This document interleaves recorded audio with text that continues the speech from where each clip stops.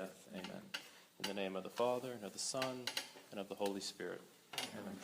Well, good evening, and welcome to the fourth and final talk in our Modern Catholic series. By all means, please help yourself to more beverages and pizza and refreshments, and also you might consider making a donation if you'd like to help defray the costs of our refreshments this evening. Our speaker tonight is Dr. Michael Murray. He grew up in Tennessee, and he went to medical school at East Tennessee State University and the Quillen College of Medicine, where he finished in the year 2005. He came into the area, into Washington, in 2010, and now he's an internal medicine hospitalist at Holy Cross Hospital. And tonight he's speaking to us on Jerome Lejeune and the culture of life. So let's welcome Dr. Michael Murray.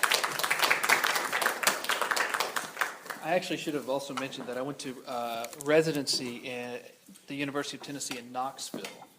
And that's interesting because Jerome Lejeune actually went to an important court case in Knoxville, Tennessee, actually in Maryville, just below Knoxville. So that was a little connection I had with him. When we were talking about doing these talks, I was talking with the brothers about it back in, I guess it was December, January, somewhere right in there. We were talking about doing this. We had the idea of doing the Modern Catholic series because we wanted people who might not feel such a connection to older saints from the Middle Ages and whatnot. If they don't feel much of a connection, maybe they can learn something from Catholics from the 20th century. And I also had this quote in mind when we were creating this from Pope Paul VI. It says, "Modern man listens more willingly to witnesses than to teachers, and if he does listen to teachers, it is because they are witnesses." And so each one of these people we talked about were a great witness to their Catholic faith with their life, not just in teaching. So one of the first things, I just kind of said, okay, let's do one on Jerome Lejeune, the culture of life. And then I think it was Brother Innocent said, great, you do that one. And I really hadn't thought about what culture of life means. I mean, I had an idea in my head, but it wasn't so well formed. The first thing we usually think of when we think of culture of life is kind of politics. We think of, pro-life movements, and we think of it as a very black and white kind of thing and a lot of political action going on. This term was actually first coined by John Paul II at the World Youth Day in 1993 in Denver. He said, quote, "The culture of life means respect for nature and protection of God's work of creation. In a special way, it means respect for human life from the first moment of conception until its natural end." So I'm going to talk a little bit about, when I go through this talk, so you can stay with me, a little bit about me as a physician and then how Dr. Jerome Lejeune can influence me or be a conduit of Christ for me as a physician. So a couple of months ago, I actually went to this book discussion at the JP2 Institute, and it was being given by Professor Michael Hanby on a book he had written titled "No God, No Science." And it was a very intellectual discussion, and I'll give you a quote. This came off of the website about the talk. Michael Hanby cogently argues that the Christian doctrine of creation is actually essential to the intelligibility of the world, and that the universe itself is a fundamentally metaphysical and theological concept. Metaphysics and theology, he reasons, are not options in the realm of science, and the intractable problems of Darwinian biology are actually the result of its faulty metaphysical and theological foundations. So most of that talk, I really didn't know what he was talking about. Just if you can tell from that quote. But it was written mainly for a group of theologians and philosophers. But I got some really beautiful nuggets out of it. Dr. Hanby had actually relayed the notion that we lost an appropriate view of science when we ditched foundations of philosophy and, for Catholics, the foundations of theology. We turned scientists into technicians. So without having so much of the opening thoughts of a scientist, we sort of just follow the plan, the scientific method, the blueprints, we follow the recipe, and then you get what you want. But we don't stop to ask ourselves what we are doing and what that means to our culture and to ourselves. So here we are, life, what does that mean? So I'm a doctor. What does that mean for me, and what does that mean for what I do? When I was studying for the MCATs, which is the exam we have to take to get into medical school, there was a passage that proclaimed that medicine bridges the gap between art and science. We can understand the biology of a human, but is that really the whole person? You know, every patient that I get, they want the best medical care and they want the best doctor, but if that doctor treats them rudely or treats them as anything less than human, that doctor goes out the door and they're ready for somebody else. So in medical school, we spend our first 2 years in the classroom learning about how the body works and what happens when it goes wrong. We learned a new concept called evidence-based medicine. The best practice of medicine comes from methods proven by scientific studies, and this should guide our standard of care. It's not completely wrong, and it's a good format for our patients, but does it really apply well to every individual? You know, again, evidence-based medicine as a joke, I used to call cookbook medicine, because when we were treating our patients, as long as we follow this practice, we're okay. You know, that's the standard of care. That's really all we need to do. And I think that the medical organizations began to get this idea that this may be all doctors are getting, so they introduced a new idea called professionalism. So professionalism in academic training, really, my class was the first class to have to deal with that idea.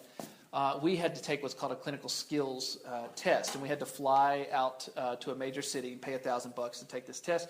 And it would have like 15 mock patients in a room, and we had to go in, and we got scored points on what we do. So if I forgot to wash my hands, I would lose a point. If I forgot the person's name when I walked in there, I'd lose a point. If I didn't stand on the right side of the examination table, I would lose a point. So these are the things that are formations for a doctor, you know, to make them these fantastic physicians. When I was in residency, they actually had these little forms that we had to use that had these little flip book with these examination check boxes, kind of like when I did the clinical skills. Only this time our attendings watched us examine a real patient, and then they will check off what we did. And this was a brand new concept also, of course, when I was in residency. And I had this very wise physician who was triple board certified in psychiatry, internal medicine, and nephrology. And so he was watching me one day, and as he was filling it out, he was just kind of shaking his head. He looked at me and said, "What do you think of this?" And I said, "Well, to be honest, I think it's total crap." And he said, "I agree." How do you teach a person how to approach a patient and how to work with them? And there are so many scenarios that I've run up against that really I was not prepared for in medical school. What do I do with the woman who had an abortion and comes into our hospital crying, my baby," because she may possibly have retained fetal parts? I don't remember dealing with that in medical school. And what about the man who has been diagnosed with cancer and only has about 2 months to live and asks me, "What's it like to die?" What about the lady who has cancer who was so angry with me because I wouldn't let her kill herself? Because what does it matter? She's dying anyway. So is there more to practicing medicine, and is there more to life and people?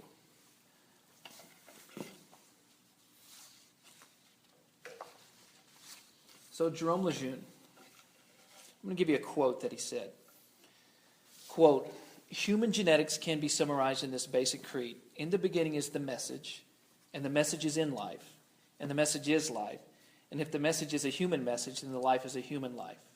And another quote, "Life has a very long history, but each of us has a very definite beginning, the moment of conception." I mean, we can already see something else, something more kind of working in these words that he's using. So let's talk about Jerome Lejeune. Jerome Lejeune was a French pediatrician and geneticist best known for his discoveries of a link between certain diseases and chromosomal abnormalities, the most famous of which is the trisomy 21 link to Down syndrome. So I have a list of his accomplishments. I won't go through all of them, and it's very long.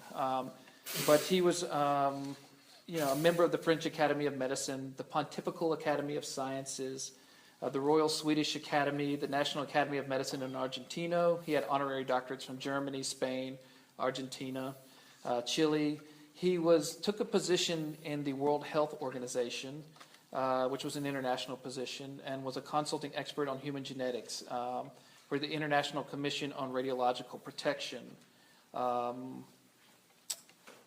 He was also a committee member on the United Nations, and he was a French expert to the Scientific Committee on the Effects of Atomic Radiation. You remember those boxes? Not many of you will remember, but when you went to go get fitted for shoes and you would stick your foot on a box and they would do an x-ray. So he was on the committee that helped get rid of those. Because, I mean, if you're getting large doses of radiation, especially for those poor salesmen who were working with those boxes every day. That was kind of in the 50s, I believe. So anyway, he was born June 13th, 1926, Friday the 13th, to Marguerite Marcel and Pierre Lejeune. He was brought up in a classical education where he studied Greek and Latin. And he was big into theater as well. And his children often remember him opening the world up to them through reading and the arts.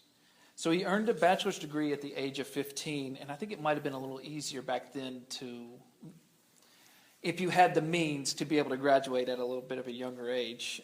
He launched into the study of medicine, but he repeatedly failed his surgical intern exams. In fact, the third time he tried to take it, he actually was so deep in thought he got on the subway and went the wrong direction. And when he got there, the classroom was closed and he couldn't take the exam, so he pretty much felt like the door had closed on that one. But he was able to find work as an intern. He just chose another path other than being a surgeon. So as a young intern, he became the assistant to Professor Turpin, and very quickly discovered his real vocation, which was explaining, understanding, and healing mental handicaps, and more particularly that strange syndrome that gives such a peculiar face to those who are afflicted by it. And a lot of this that I'm telling you, I'm actually quoting somewhat heavily from his daughter, who wrote the book Life is a Blessing. Her name was Clara Lejeune Gaimard. So in those days, Down syndrome, we didn't know a lot about it or why children had it. And there wasn't this strong conception of the cell and genes. And it was actually called Mongolism, because it was thought they looked somewhat like the Mongols out east. And a lot of people had actually surmised that this was caused by syphilis. So you can imagine a mother and her shame when she had a baby with Down syndrome, and the way people might have looked at her. In fact, families with children who saw a Down syndrome child might have crossed the street because they were worried their own child might get it, as if it was contagious. So together with Raymond Turpin and Martha Gautier, he actually began to work on finding this link between genes and Down syndrome. He had already pretty much figured out that this doesn't have anything to do with syphilis. And so their lab actually discovered the 21st pair. And at first, people really didn't want to listen to this, and they thought it was kind of, this is sort of a little bit out there to have this idea. But he was able to prove it in multiple patients with their genes, and then he began to become well known for his research.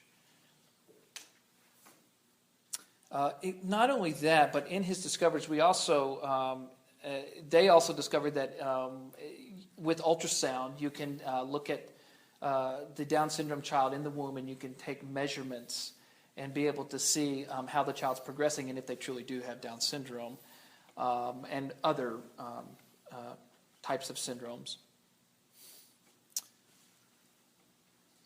So this was an incredible moment, because one of the things is that we could now also, thanks to Professor Lilly, who was, I think he was from New Zealand, but was a contemporary of Jerome Lejeune, they knew that they could do prenatal diagnosis.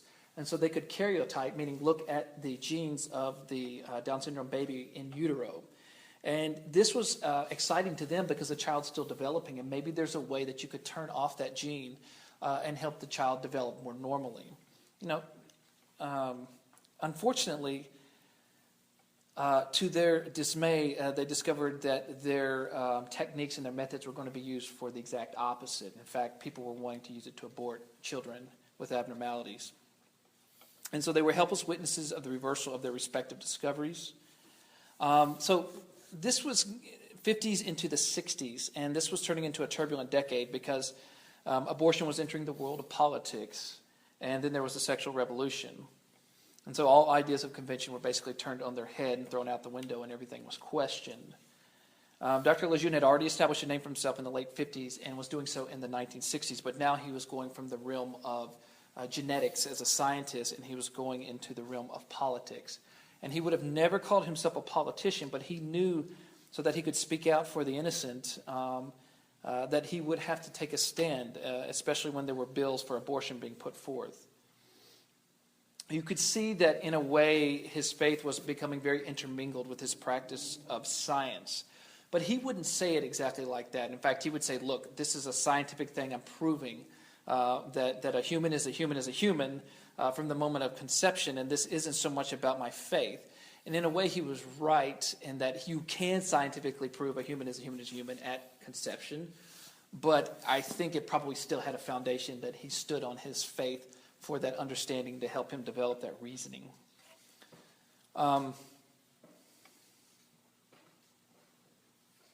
So during this time, he had a strong faith and was raising his children. And his daughter notes that he had much more of an interior faith, that when he spoke out for the unborn, he wouldn't so much speak about Christianity and its teachings, but he was very interior with it. In fact, he had very methodical things he liked to do, and one of them was to make wooden rosary rings. And he actually made hundreds over the years, and he would pass them out to his friends with one requirement, that they pray one decade for him once a year. He became a member of the Pontifical Academy of Sciences in 1974, and then later became good friends with John Paul II, and actually had lunch with him on the day of his assassination attempt. Ultimately, John Paul II helped him to create the Pontifical Academy of Life, and Jerome Lejeune became its first president. So another quote. This is from Jerome Lejeune.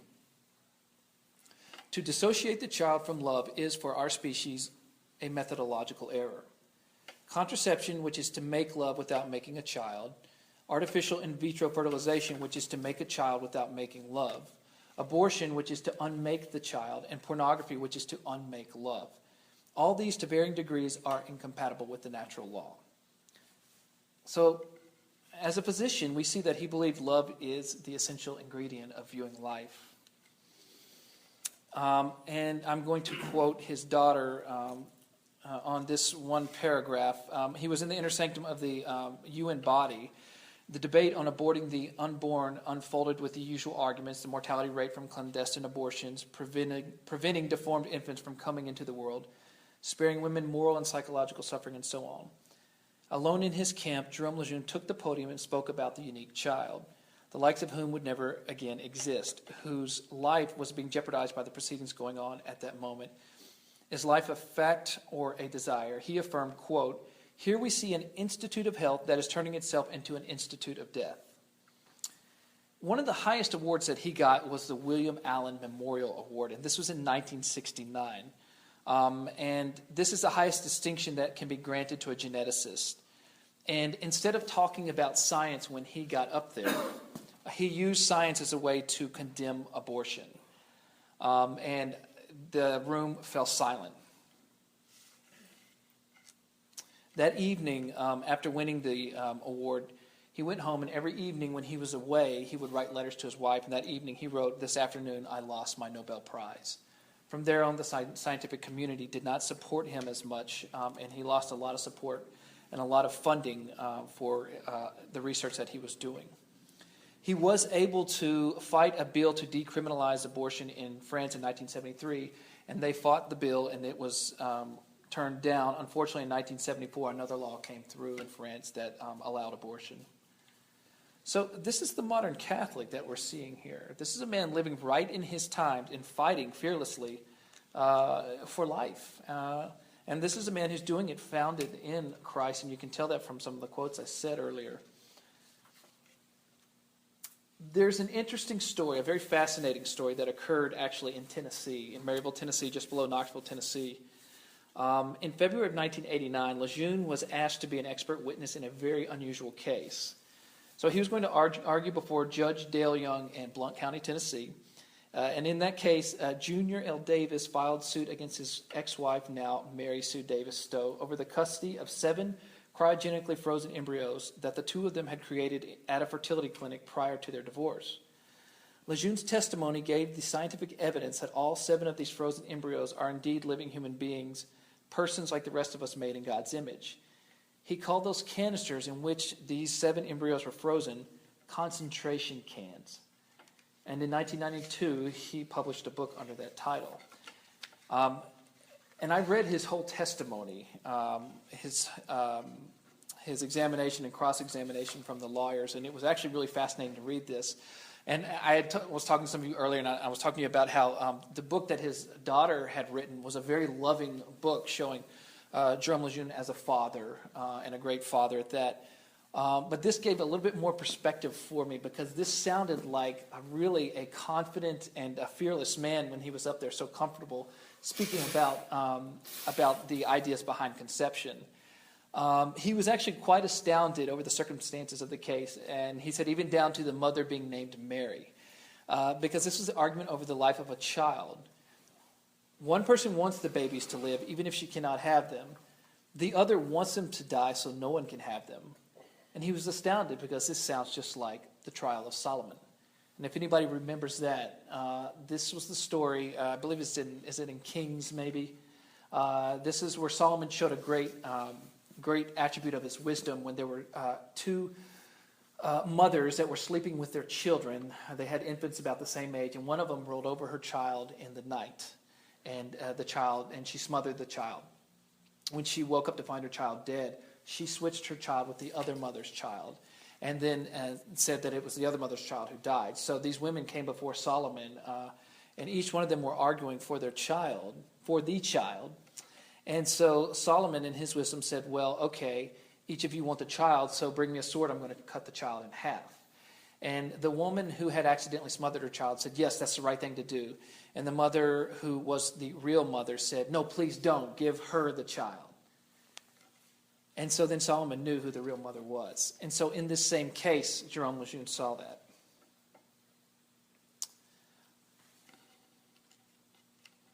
In fact, there was a question that was prompted by one of the lawyers, and he said, let me take that one step further. If His Honor should decide for some reason that it is not appropriate that Miss Davis, the mother, should have these embryos, would you then agree that the second preference, the second best solution, would be to donate them to some other couple, some other mother who would bring them into being or attempt to bring them into being?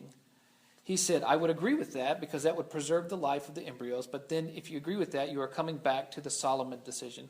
The true mother is the one who prefers the baby given to another than the baby being killed.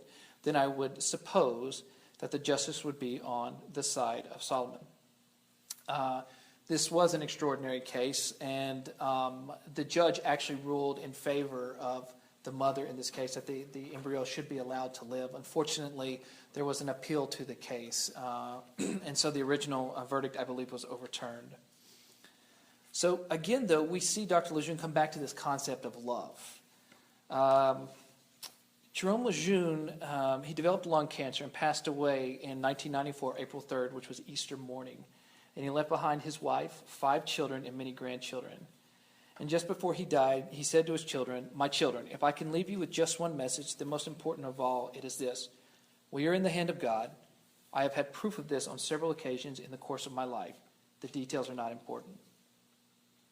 John Paul II sent a message to Jerome Lejeune's family, and I will quote from it.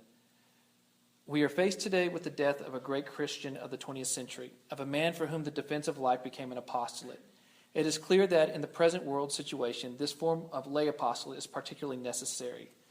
We want to thank God today, Him who is the author of life, for everything that Professor Lejeune has been for us, for everything that he did to defend and to promote the dignity of human life. And at the funeral, there was a man named Bruno who had Down syndrome. And it was on the basis of his karyotype, his genes, and a few other people with Down syndrome that Dr. Lejeune was able to make his discovery. This was one of the first children that the diagnosis had been made official through genetics. And Bruno was always proud of this. He stands up at the funeral and says, thank you, my doctor, for what you did for my father and my mother. Because of you, I am proud of myself. So I think I have a beginning as a physician. I think all of us can see a universal beginning to how we approach the other person and how we approach life in general. I mean, it's simple. It's love, but not the sugary kind of love that we often get from the modern society, but one that sees life as something sacred and non-negotiable. And through that, if I approach all of my patients with this attitude, I'll give them dignity. He often ended his lecture saying, "We will never abandon them." And let us end this talk the same way. For all of life, all of our patience, all of humankind, in the name of Christ, we will never abandon them. And that's the culture of life, helping fellow human beings become fully alive. Thank you. So now we have a little time for questions about Jerome Lejeune or Dr. Murray and his work as a Catholic physician, perhaps. Now we have some time for that. Thanks so much for your talk. This was really informative. I know that you're not in obstetrics, but I wondered if you, in your training, or even Jenny, have ever had to counsel parents who are about to have a child with Down syndrome, and how, or in your training, if they've given you any guidance on. I have not, but I can talk to you about the relationships later in life. But Jenny, have you been involved in any of that? Do you want to say anything about it? Many times. I am a junior level physician, so I often have an attending above me who is like calling the shots. So I would say more often than not, you have to kind of do what you're told. And I can say that and not just Down syndrome, but all sorts of things, are probably some of like the hardest things that I have had to do in my career. And I have seen parents request termination. I've seen attendings say like no, and I've seen attendings say yes, and I have seen attendings like try to convince people, and people say no, and I've seen like every odd permutation out there. And it happens probably like in this city, like I don't know, 150, 200 times a week. To like, I don't know how often it happens now. And I mean, that's like physicians counseling parents of children with, like, I don't know, I guess genetic like birth defects. I would put that. Just to add on top of that, because I see these Down syndrome children later in life when they're in their 50s, 60s, and the love that you usually see with the families is beautiful. They're very protective. To these parents who are often in their 70s, 80s, 90s, and they're still doting on them, and the siblings are very protective of them. And even when they live in, a lot of them go live in group homes that are once mom and dad are too old to help care for them. And there's a lot of loving interaction between the caretakers at the group homes and these children, now adults.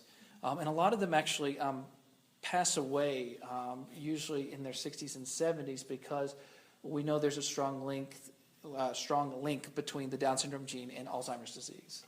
So, but it's often quite a peaceful way out of this world with their Down syndrome. So that's one of the things that I love so much about being a physician with adults and seeing these adults with mental handicaps. Is just the loving relationships they have with their family members. Is it in anybody's interest to survey the parents of children who have resisted the temptation? Because all of the stories I realize that I hear in the media of Down syndrome parents have this characteristic of love. Well, what I've kind of read, and Jenny, again, you could add to this too, but I think when they have a Down syndrome child, it is heartbreaking. It's difficult because your child's not going to be exactly like every other child. And there's no use of hiding that fact. And Jerome Lejeune would have never hid that. But he really, what some of the parents would talk about, what they loved so much about him, was that he would scoop up the child and put him on his lap. He would talk to them like their children. And then he was happy to spend time explaining things to the parents and showing them that this is a child. This is still a child, and being very loving with it. And they really felt a lot of respect from him for that. I think there are a lot of studies that are already done, and they're very competing depending on who funds them. Yeah.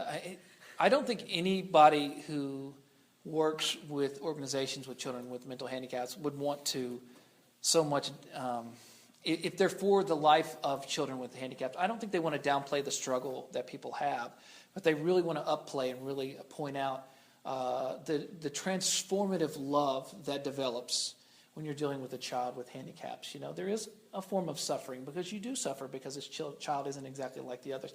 And a lot of times in the past, doctors wouldn't even tell them. They would say, they might tell. I mean, one story I had heard, the doctor had told the husband, let her figure it out on her own. Let her eventually figure it out.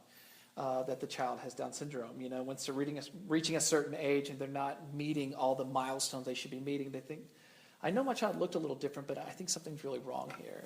People wouldn't tell them. There wasn't a lot of support for them. Any other questions? I have one. So as a physician, there are like 4 governing principles of ethics: justice, non-maleficence, beneficence, and autonomy. And so how do you justify in this era, or how do you reconcile in this area of patient autonomy with your own views? Oh, wow. Not a question I had. But let me attempt a little bit of something, because this is an area I have a difficult time with, because if you notice in the beginning of my talk, I presented some difficult things I had run into. How do I approach that? And I still struggle with that. How do I not impose my views on another person? But then we're living in a reality of relativism where there is no absolute truth, and everybody has their own truth, and we can't encroach upon it. And it's like a legal thing of like to respect the patient autonomy, where you could be, maybe sued for like taking a paternalistic view, which is like how medicine used to be practiced, probably in Lejeune's time, of where the doctor dictates the course of action and the patient says, yes, sir. Yep. Whereas like now the legal system supports patient autonomy. We struggle a lot with that, and I actually, as a little bit of a personal story, I had actually struggled with I felt I had failed to counsel a woman. I was not seeing her for the fact that she was pregnant, but she was planning on aborting her child. But I got her because she was very anemic, and this needed to be addressed, and I felt like I failed in really saying anything to her. And I talked with a chaplain who turned out to be a hospital chaplain. And I love the fact that he really kind of set my eyes on God. He says, don't be afraid. Don't be afraid to say something. And I understood that from him, that living the life as a physician for Christ may actually have consequences. There's a way to do it. I'm not saying you go beat down somebody's door, but you want to try to help them explore another way to look at things. But that's very difficult. I think there's a very interesting connection between the two questions that have been asked. I want to offer a little bit of a personal reflection in relation to this. My first 6 years as a priest, so 20 years ago, I was a full-time hospital chaplain in a big hospital in central London.